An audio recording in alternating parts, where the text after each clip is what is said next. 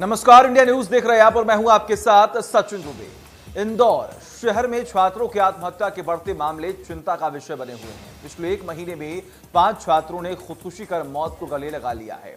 कहीं पढ़ाई का बोझ, कहीं एग्जाम में असफलता, तो कहीं जन्मदिन पर तोहफा न मिलना, कहीं प्रेम प्रकरण में छात्रों ने खुदकुशी कर ली है। ताजा मामला इंदौर में जन्मदिन से एक दिन पहले ही 15 साल के छात्र ने घर में फांसी लगाकर अपनी जान दे दी। वजह बस इतनी सी थी कि वह तोहफे में लैपटॉप मांग रहा था, जबकि उसकी आंख खराब थी, जिसको देखते हुए पिता ने लैपटॉप नहीं खरीदा। मामला महराजगंज थाने का था। दूसरा मामला इंदौर के भावरकुआं थाना क्षेत्र का है, जहां छात्र ने प्रेम प्रसंग के चलते फांसी लगाकर अपनी जीवन लीला ही समाप्त कर ली। बताया यह भी जा रहा है कि मृतक धारू के उमरी बौक का रहने वाला था और इंदौर रहकर पढ़ाई कर रहा था। अब सवाल उठता है कि देश के सबसे साफ और स्वच्छ शहर में ऐसा क्यों हो रहा है कि छात्र इस तरह के कदम उठा रहे हैं। ये अपने आप में एक बड़ा सवाल है। क्या वहां पर लापरवाही बरती जा रही है, या फिर अगर हम बात करें तो आखिर छात्र ऐसे कदम क्यों उठा रहे हैं, आखिर उनके मन में क्या चल रहा है, आखिर ऐसी कौन सी जिद है जहां पर छात्र अपने जीवन को समाप्त कर ले रहे हैं। ये तमाम बड़े सवाल हैं जिस पर आज चर्चा होगा। स्वागत है। आज का जो विषय है वो अपने आप में बेहद संजीदा है। संजीदा निश्चित रूप से इसलिए कहा जा सकता है क्योंकि इससे सीधे तौर के ऊपर हमारे युवाओं का मुस्तकबिल जुड़ा हुआ है। ये उनके सरोकार की बात है कि महज छोटी छोटी सी बातों के ऊपर हमने इंदौर शहर के अंदर देखा तकरीबन आधा दर्जन से ज्यादा छात्रों ने खुदकुशी कर ली। क्या है वजूहात, क्या कारण बनते हैं और इसे कैसे रोका जाए, इस महत्वपूर्ण विषय के ऊपर 3 खास मेहमान मेरे साथ आज जुड़े हैं जो कि इस मामले पर चर्चा करेंगे। मेरे साथ डॉक्टर संजीव त्रिपाठी जुड़े हैं जो कि मनोवैज्ञानिक हैं। सबसे पहले तो डॉक्टर संजीव, मैं आप ही से पूछना चाहूंगा, सर क्या हो गया है आज की पीढ़ी को? बहुत छोटे छोटे से और बहुत पेटी से कारण है जिसकी वजह से जिंदगी खत्म कर दी जा रही है। कहाँ कमी रह जाती है सर? क्या काउंसलिंग की कमी है या ध्यान देने की कमी हो जाती है?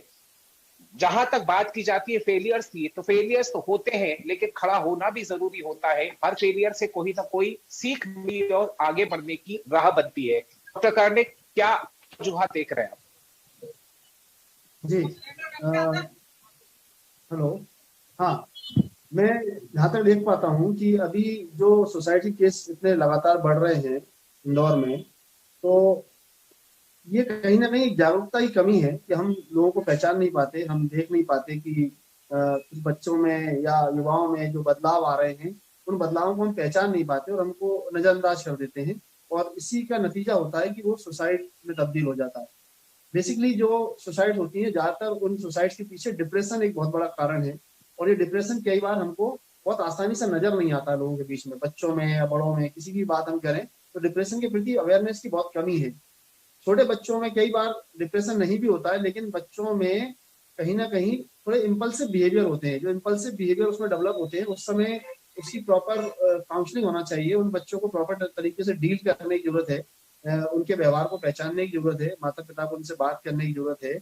और अगर ऐसा लगता है कि बच्चे का व्यवहार काफी दिनों से बदला हुआ है, उसके विचारों में भी बहुत ज्यादा नकारात्मक परिवर्तन आप देखने को मिल रहा है, तो ऐसी स्थिति में आप किसी काउंसलर से, किसी साइकोलॉजिस्ट से कंसल्ट करें और उसकी प्रॉपर तरीके से काउंसलिंग करवाएं, तो हम उस बच्चे के व्यवहार में बदलाव भी ला सकते हैं और इस तरह की घटनाओं को होने से रोक सकते हैं। Sir, how do we understand, किस तरीके से अंडरस्टैंड कर पाएंगे कि कुछ बिहेवियरल चेंजेस आ रहे हैं? कुछ एग्जांपल्स आप बता सकते हैं? जी बिल्कुल। जैसे कि जब भी डिप्रेशन होता है तो सुसाइड तो बहुत अंतिम बात है, उसके व्यवहार में बदलाव हम बहुत पहले से देख सकते हैं। या हम कह सकते हैं जब कोई सुसाइड होती है तो वो सुसाइड एक दिन में नहीं होती है, उसकी प्रक्रिया बहुत पहले से शुरू हो जाती है।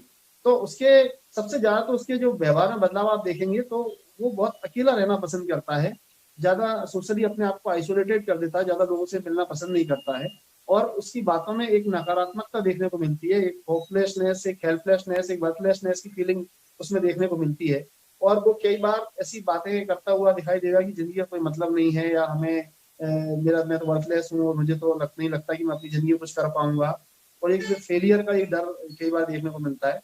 तो ऐसे बच्चों में या ऐसे ऐसे युवाओं में या ऐसे टीनेजर्स में लगातार आप देख रहे हैं कि उनके विचार जो है नकारात्मक हैं, उनका व्यवहार बदल गया है, वो थोड़े चिड़चिड़े हो गए हैं, या वो ज्यादा आइसोलेटेड हो गए हैं।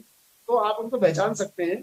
तो अगर उनके व्यवहार में, उनके विचारों में, उनकी भावनाओं में आप पिछले कुछ दिनों से नकारात्मक परिवर्तन महसूस कर रहे हैं, तो ये अपने आप में एक डिप्रेशन की साइन है। डॉक्टर साहब के पास चलता हूँ। डॉक्टर साहब, जिस तरीके से हालात अभी दिखते हैं कि ओवर एक्सपोजर की बात की जा रही थी, मोबाइल्स का एक्सपोजर हो, एक्सपेक्टेशंस का एक्सपोजर हो, सर इस सिचुएशन को पेरेंट्स किस तरीके से कोप अप करें और बच्चों को किस तरीके से समझाया जाए कि हमारी जो सिचुएशन है उस सिचुएशन के हिसाब से भी चले और अपनी तरक्की के लिए वो अपने आप को तैयार करे, क्योंकि ये डिप्रेशन वाली जो स्थिति है बच्चों के अंदर, बड़ा अजीब लगता है कि बच्चों में डिप्रेशन हो रहा है।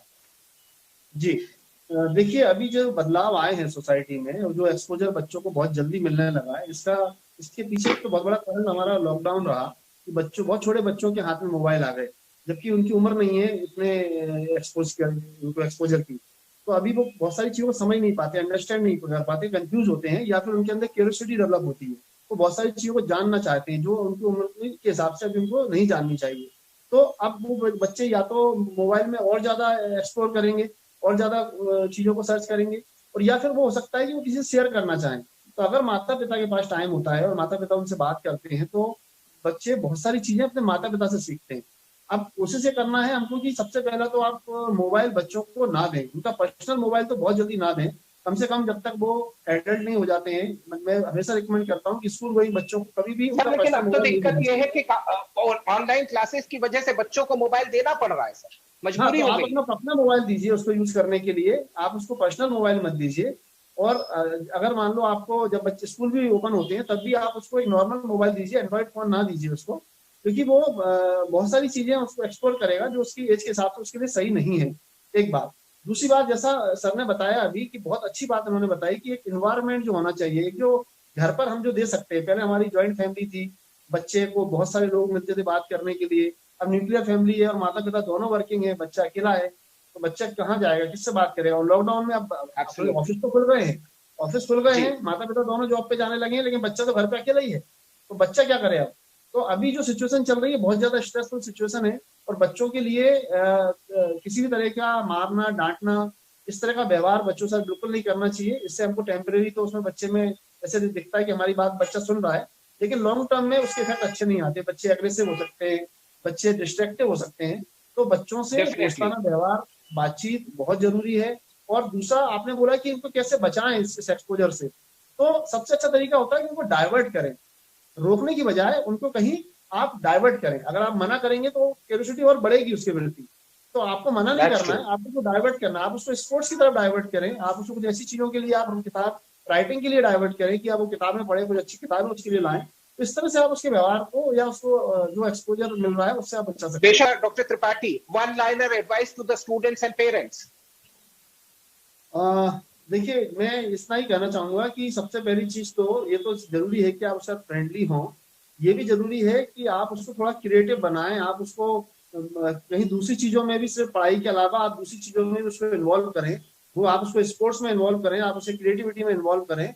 बच्चा स्पोर्ट्स से सबसे ज्यादा अच्छे तरीके से सीखता है कि हर हार के बाद जीत होती है, और वो हारने की जो लर्निंग सबसे अच्छी जो गेम में होती है वो कहीं नहीं होती है।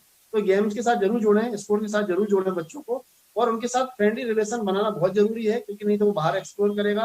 अगर घर में उसको अपनी भावनाओं को व्यक्त करने का प्लेटफॉर्म नहीं मिलेगा, तो कहीं ना कहीं किसी बाहर के व्यक्ति के साथ अपनी भावनाओं को व्यक्त करेगा, और उसमें खतरे ज्यादा है।